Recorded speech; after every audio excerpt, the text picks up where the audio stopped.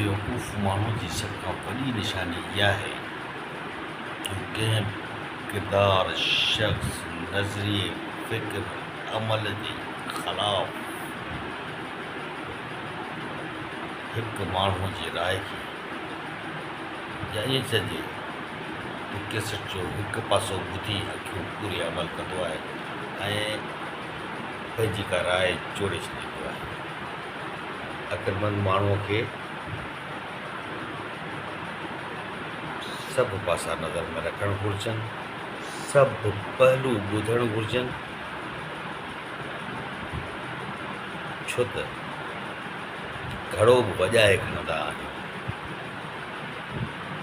20-25 रुपयनि जी पेन खे चङी तरह चेक करे पोइ वठंदा आहियूं। असां किरदार, शख़्सियतनि, रिश्तनि जे हवाले सां कंहिं ॿ नंबर माण्हूअ जी